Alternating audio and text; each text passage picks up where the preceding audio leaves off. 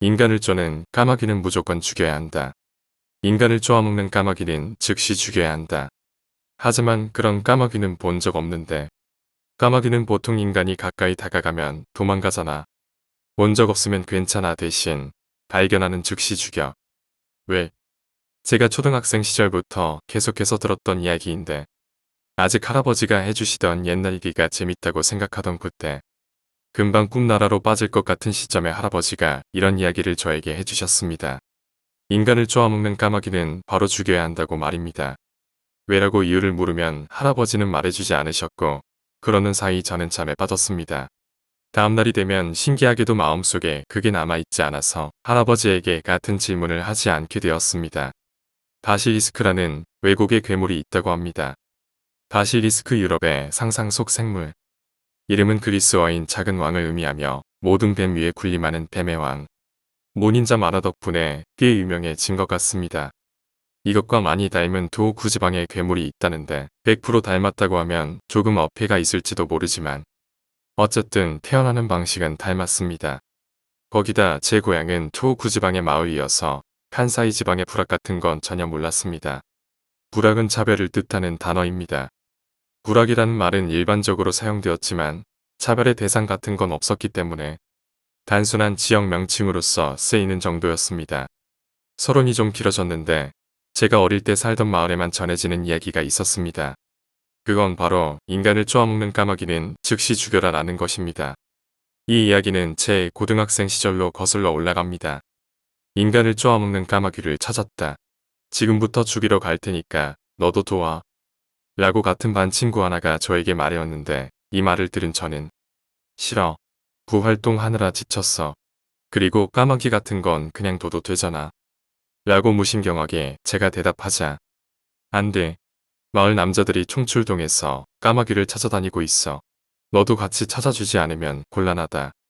라는 대답만을 들었고 결국 저도 참여하기로 결심하고 할아버지에게 찾아갔습니다. 이후 할아버지로부터 받은 장갑을 끼고 커다란 낫을 받았는데 할아버지께서는 땀과 바지를 하고 난 사람 특유의 냄새가 났습니다. 할아버지, 일하고 나면 바로 씻어. 냄새 난다고. 제가 이렇게 말하자 오늘은 거름을 주고 왔으니까 냄새 나는 거야 어쩔 수 없지. 씻는다고 해도 거름 냄새는 사라지지 않는다고 할아버지가 대답해 주셨습니다. 할아버지와 저는 이런저런 이야기를 하며 근처 숲까지 걸어갔습니다. 당시 시골길은 신선한 풀냄새와 강렬한 비료의 향기가 뒤섞여 지독하다는 표현의 냄새가 항상 있었습니다. 오, 이제 왔냐? 까마귀는 아직 못 찾았으니까 너희들이 힘 좀 내줘. 숲에 도착하고 처음 만난 사람은 마을 촌장 소우토메시였는데 다른 마을과 다르게 나이가 상당히 어린 편이었습니다. 그래서 비슷한 나이대의 사람들은 모두 친근함을 담아 토메키군이라 불렸습니다. 토메키군, 안녕. 그 까마귀는 이 숲에서 발견한 거야? 뭐야? 할아버지한테 이야기 못 들었어? 점심때 여기서 애들을 습격했어. 아무래도 여름방학의 숲에서 숨바꼭질을 하던 초등학생이 까마귀에서 습격을 당한 모양이었는데 그 숲은 제가 어렸을 적에도 자주 놀러 다녔던 곳이었습니다. 예전 제 키 정도 되던 숲풀이 이제 가슴 높이에도 닿지 않았는데 할아버지도 토메키군을 보더니 가볍게 인사를 하셨고 현재 상황에 대해서 물어보셨습니다. 토메키군 마을 남자들 중 올 수 있는 놈들은 전부 있는 거지. 사냥 가면 잘도 잡으면서 까마귀도 못 잡는 거야. 인간을 노리는 건 멍청한 까마귀들 뿐일 텐데도 할아버지가 말했습니다. 그야 그렇습니다만 애들이 습격당하고 난 뒤 바로 어딘가에 숨어버려서 그게 쉽지가 않습니다. 그래도 정말로 인간을 쪼아먹는 까마귀라면 금방 나타날 거라 생각합니다. 촌장인 토메키 군이 말했습니다. 이야기를 들어보니 그 까마귀는 상당한 바보인 것 같았는데 인간을 발견하면 미친 듯이 공격해온다는 모양이었습니다. 손을 휘둘러도 도망치지 않아서 낫으로 간단히 죽일 수 있다고 합니다. 토메키 군, 왜 그 까마귀를 죽여야 하는 거야? 그냥 두면 되는 거 아냐? 할아버지한테 물어도 가르쳐주질 않아. 제가 이렇게 묻자. 가르쳐줘도 되긴 한데 너 아직 학교 다니잖아. 말로 전하는 건 안 돼. 직접 보여줘야지. 토메키 군이 말했습니다. 까마귀를 보여준다는 건가 싶어서 까마귀를 보여줄 거냐고 제가 묻자. 토메키 군은 망설이더니 말로 전해주는 건 안 된다고 하였습니다. 본인처럼 성인 이후에도 이 불악에 살 거라면 그때 보여준다고 했습니다. 저는 토메키 군과 함께 까마귀를 찾아다니면서 숲속에 있는 어떤 다른 숲으로 나아갔는데 할아버지는 저희와 다른 방향에서 까마귀를 찾고 있었습니다. 숲속까지 들어가니 더 이상 비료 냄새는 나지 않았고 저녁 때 특유의 서늘한 풀냄새로 가득했습니다. 부활동으로 지친 몸에 기운을 주는 신선한 초목의 향, 시원한 바람과 아직 밤이 아니라 그런지 조심스레 들려오는 벌레 소리. 그래서인지 그때는 위기감 같은 건 전혀 없었습니다. 말하자면 부활동으로 지쳐서 무거운 신체의 회복 시간이라고 생각했는데 하지만 그 기분을 깨는 소리가 들려왔습니다. 무슨 짓을 한 거냐? 이 멍청한 놈이. 바보 녀석. 들려온 것은 저희가 있는 위치에서 동쪽 방향, 석양이 보이는 곳에서 거의 반대 방향이었습니다. 할아버지 목소리 같았습니다. 바로 근처에서 목소리가 들리는 것 같은데 무슨 일인지 알 수가 없었습니다. 풀을 헤치고 동쪽으로 나아가기 시작했는데 할아버지를 본 건 아니었지만 누군가를 멍청하다라고 말하는 할아버지를 본 건 그때가 처음이자 마지막이었으니 무슨 일 벌어진 것이란 걸 어렴풋이 알 수 있었습니다. 왜? 죽었어. 할아버지, 이 사람 죽었어. 라고 외친 건 물론 저였습니다. 설마 목을 메고 죽은 시체를 보게 될 줄은 생각도 못했기 때문입니다. 죽은 후 시간이 얼마나 지난 것인지는 모르겠지만 머리 부분이 다 벗겨지고 입은 옷으로 여자라는 것을 간신히 추측할 수 있을 정도로 목을 맨 시체는 꽤나 부패한 상태였습니다. 신선한 초목의 향기. 그런 걸 느끼던 난 대체 얼마나 바보였던 것인가. 처음으로 맞는 인간의 썩은 내. 지독한 썩은 내. 할아버지는 흔들흔들 흔들리는 그 시체에 대고 욕지거리를 하고 있던 것입니다. 이 자식, 개자식이, 멍청한 녀석, 하고, 할아버지, 뭐 하는 거야? 이 사람 죽었잖아. 가까이 가지도 못하는 제 앞으로 토메키 군이 한 발자국 나아갔는데 저는 거의 반은 패닉 상태에 빠졌어서 그의 존재를 완전히 잊고 있었습니다. 토메키 군은 아무 말도 없이 시체를 향해 가지고 있던 낫을 던진 후에 그 역시 화를 내기 시작했습니다. 대체 왜 그러는 거야? 두 사람. 이 사람 죽었다니까. 어떡해? 어떡하지? 이런. 젠장. 이미 늦었어. 까마귀를 찾을 수 없는 건 이 멍청이 때문이야. 이 녀석 때문에. 알 수 없는 말을 계속하는 할아버지. 뭐가 옳고 그른지는 당시 고교생이었던 저는 판단이 되지 않았는데 할아버지와 토메키군의 목소리를 듣고 바로 불악 남자들이 모였지만 똑같이 욕지거리를 하는 사람이 있는가 하면 목맨 시체를 똑바로 보지도 못하는 중년 아저씨도 있었습니다. 이제 곧 밤이 되는데 아마 내일 즈음이 될 겁니다. 모두 될 수 있으면 오늘 중에 거미를 찾아야 합니다. 꽤 흥분한 상태여서 그런지 토메키군은 침을 튀기며 모두에게 말했고 이후 저희들은 슬슬 숲을 빠져나가 집으로 돌아가기 시작했습니다. 현관 앞에서 아버지가 기다리고 있었는데 아버지는 직장에서 막 돌아온 참이었는지 아직 넥타이를 하고 계셨습니다.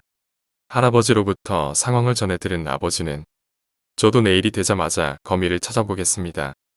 라고 말했을 뿐 저에게 말 한마디 걸지 않았습니다. 물어보고 싶은 건 산더미였지만 분위기상 말조차 걸 수 없었습니다. 다음날 아침. 아무리 총구석 고등학생이라고는 해도 아침 5시에 일어날 정도로 부지런하지 않은 저는 아버지가 흔들어 깨우는 탓에 일어나게 되었습니다. 지금부터 도스코이 신사에 간다. 고 아버지가 말씀하셨습니다. 마을 사람이라면 어릴 때 반드시 한 번은 그곳에서 스모를 하면서 논다는 것에서 그 신사는 도스코이 신사라고 불리게 되었습니다. 어제 일 때문에 이냐고 묻자 아버지는 그렇다고 하며 인간을 쪼아먹는 까마귀 일 때문에 도스코이 신사에 가야 된다고 했습니다. 사실 저는 아직 준비가 되지 않아서 무서운 일을 겪게 하고 싶지 않았지만 묘하게 침착한 구석이 있으니까 보여줘도 괜찮다고 판단하셨다는 말을 덧붙이셨습니다. 아버지는 대뜸 젖은 타올을 제 얼굴에 던졌는데 세수하러 갈 시간도 주지 않을 셈인 것 같았습니다. 이후 바로 외출 준비를 하고 도스코이 신사를 향했습니다.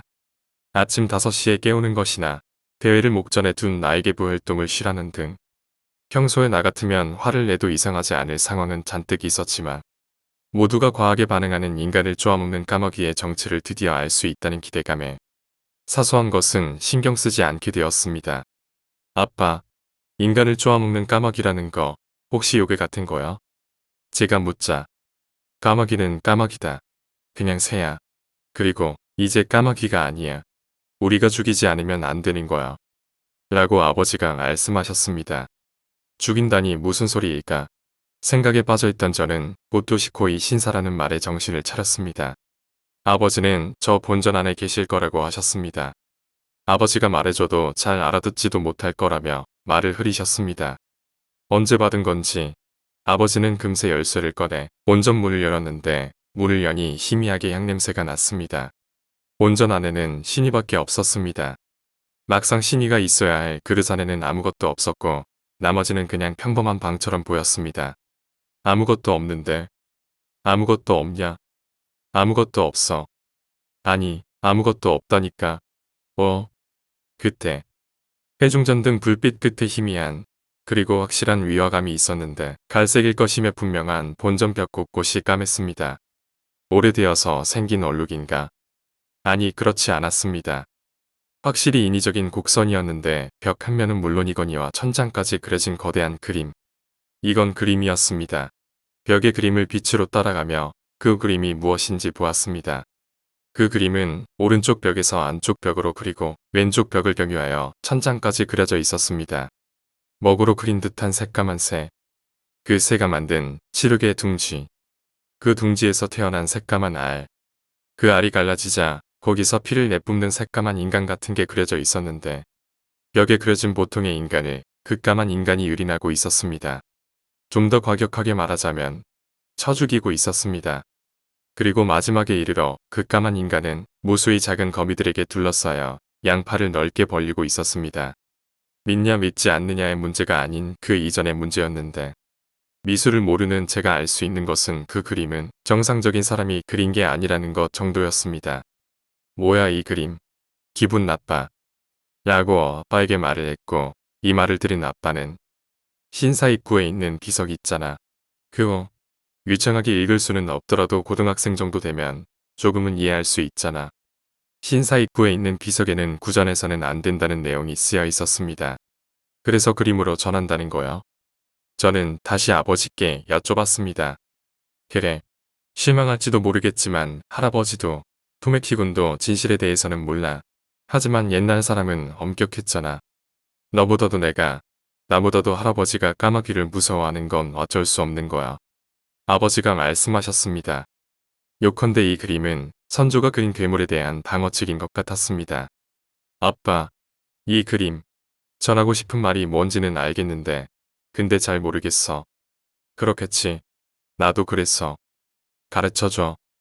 내가 이 그림을 보고 생각한 것들이 전부야. 말로 전해서는 안 돼. 내 나름대로 해석해서 불악 사람들과의 술자리에서 내 생각을 말하고 무서워하고 그것을 반복하는 사이에 인간을 쪼아먹는 까마귀는 죽이지 않으면 안 된다고 모두가 생각하게 될 거야. 하지만 이것만큼은 말로 전하게 되어 있지.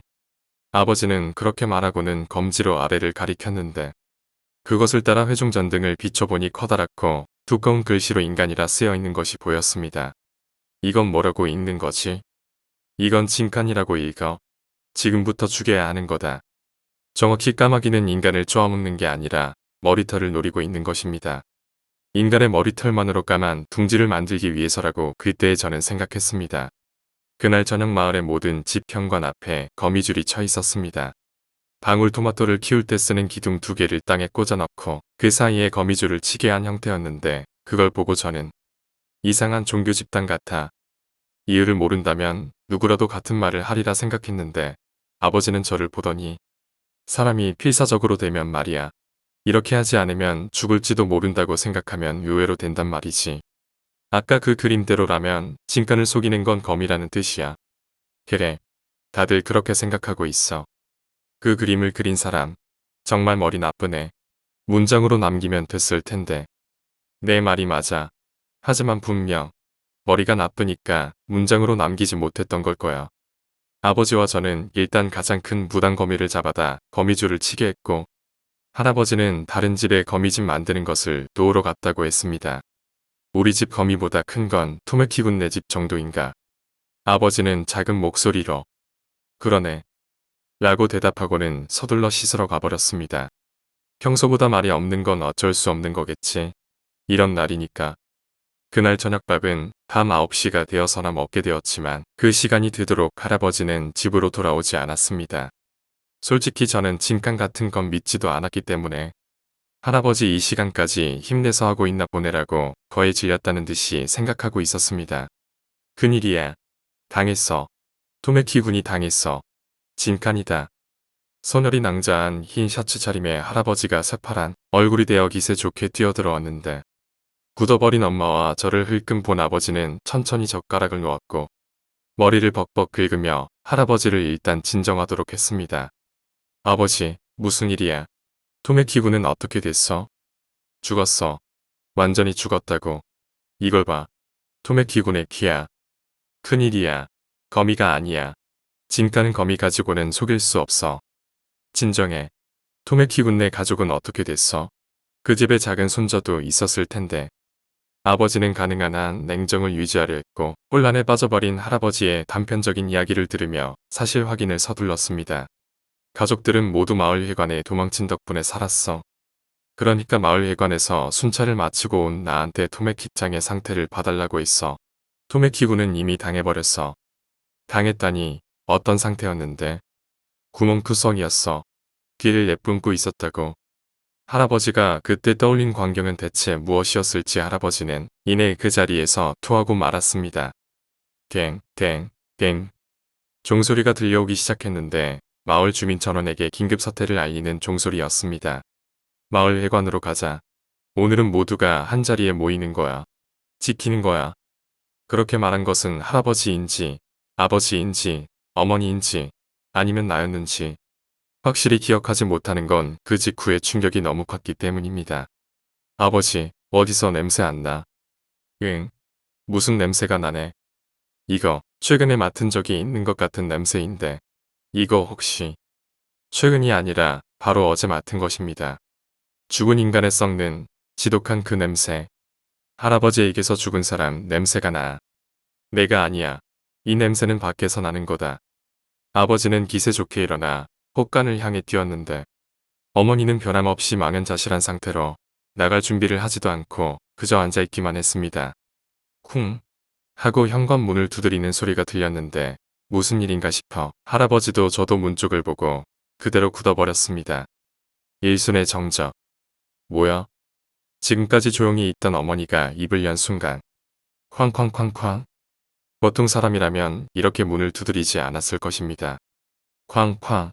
아직 문이 부서졌는데 우리가 지금 있는 거실은 현관에서 복도와 맹장지를 끼고 바로라서 그것이 눈앞에 나타나기까지 금방이었습니다. 그동안 헛소리라 생각했지만 괴물은 정말로 있었습니다.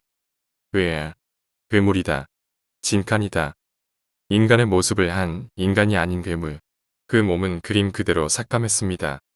썩고 짓무른 몸은 왼팔은 없었지만 그 대신 오른팔의 움직임이 이상했는데 그 움직임을 뭐라고 표현해야 할지 잘 모르겠습니다.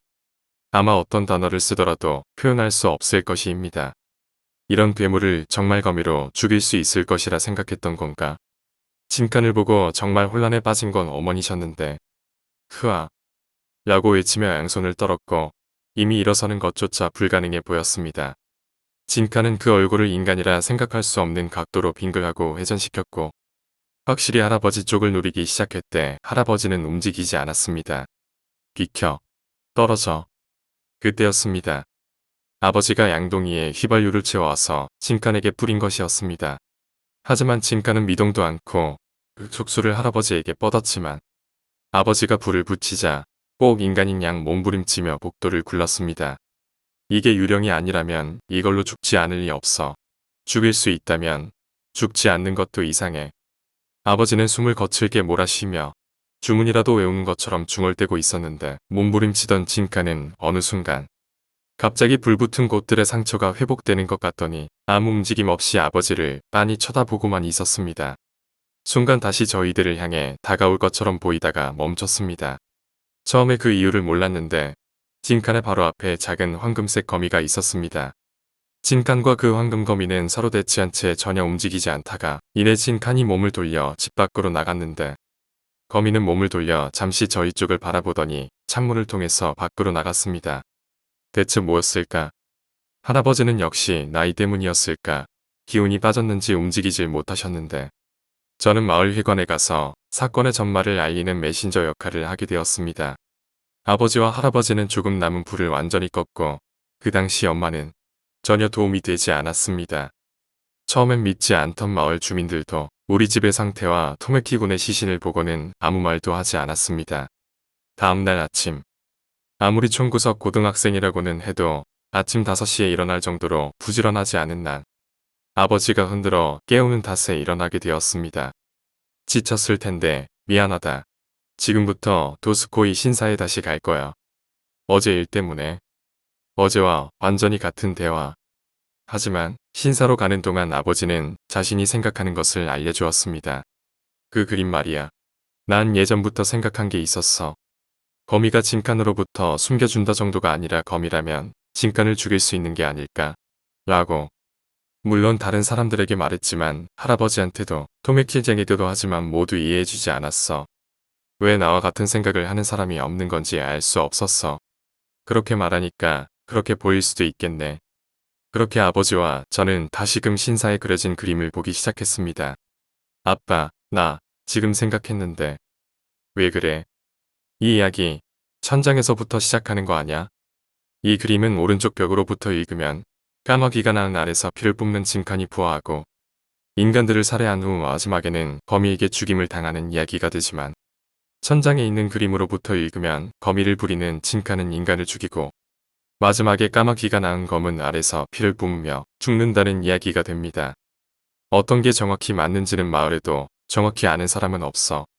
최초로 이 그림을 그린 사람으로부터 전승되어 내려오던 부분이 있었는데 어느 데에선가 그게 실전된 부분이 있다고만 알고 있어. 아버지는 말했습니다. 인간을 쫓는 까마귀가 진칸을 낳는 것인지 그 까마귀의 알이 진칸을 죽이는 알인 것인지는 모르겠지만 거미가 변수가 된다는 것만은 분명해. 정말로 그런 것인가? 아니면 틀린 것인가? 지금 시간이 한참 지나게 되어서도 잘 모르겠습니다. 그날 이후 진칸은 물론이고 인간을 쫓는 까마귀도 찾아볼 수 없게 되었으니까. 사실 이야기는 이것으로 끝나는 게 아니라 후일담도 있는데 마지막으로 마을에서는 인간을 쫓는 까마귀는 즉시 죽여라라는 전설은 더 이상 가르치지 않는다고 합니다. 오히려 까마귀는 그냥 두도록 가르치는 어른이 늘고 있는데 마을에서 매년 열리던 까마귀 쫓기 축제도 없어졌습니다. 그리고 지금 마을 촌장은 진칸에게 살해된 토메키군의 친척이 하고 있습니다.